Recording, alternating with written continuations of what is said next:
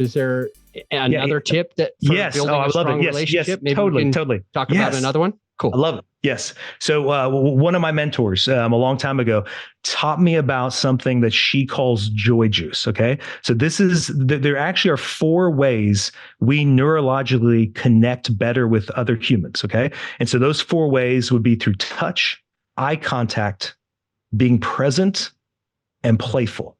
Right. So if you think about marriage, if you think about friendship, if you think about kids, if you're with them, like let's say you're having a great day with your wife, you've had an awesome date, you naturally want to touch, have eye contact, be present, be playful. But if you're having a lot of conflict, things aren't going well in your relationship, those 4 things become harder. And you'll notice that with kids too. When you're not feeling great about your kids, it's hard to do those 4 things. So I try to tell parents who are trying to create deeper connection and have more joy in their relationship with their kids is you need to include those 4. And you know what, Adam? Lots of parents do this intuitively because kids love to be tickled. Kids love to roughhouse, right? Why? Because those include touch, eye contact, you're present, and you're playful. You're not on your stupid phone, checking email while you're playing with your kid. You can't do that when you're tickling and roughhousing. It's just not possible. And you think when you're there wrestling with them and your eyes eye, you're like, they're laughing and you'll see the kid doesn't want it to end. The kid can't have enough of it because in that moment, this is heaven to them.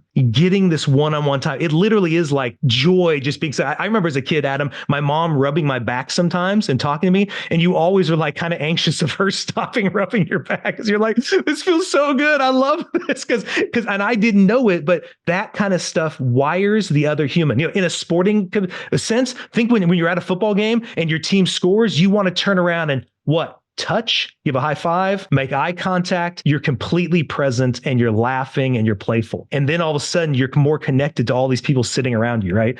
And so that would be the other. I would encourage people that there was a time where I did that for 30 days. I just did kind of a 30-day challenge of I'm going to every day do this with my kids in some way. I'm going to include, maybe it's in our nighttime routine. Maybe it's right when I get home from work, I'm going to grab them. I'm going to horseplay with them and kind of roughhouse. But I'm going to include these 4 things and I'm going to see if it helps me enjoy them more. I'm going to see if it helps me like see them in a more positive way than I was before. And it was fantastic. All of a sudden, like when I came home from work, Adam, it was like I'd been all day with kids at the school. I'd even was doing some drug and alcohol counseling on the side. So I would come home, I was exhausted and I just wanted to escape. But I thought, you know what? That's actually not how joy and energy works.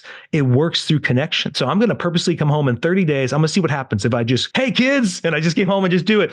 And I found after 30 days, I didn't want to escape. I was looking forward on the drive home to seeing them. And when I walked in the door, they were like, Dad's here. And it was like, fantastic, right? So that would be a tip for anybody who's trying to podcast, who's working, who's trying to be an entrepreneur. It's easy to get caught up in the work stuff and just come home empty. But really, everything you have to fill you up is right at home. And so when you come home, the filling up happens not on the phone, not playing a video game, not escaping, but engaging and connecting the humans in your house.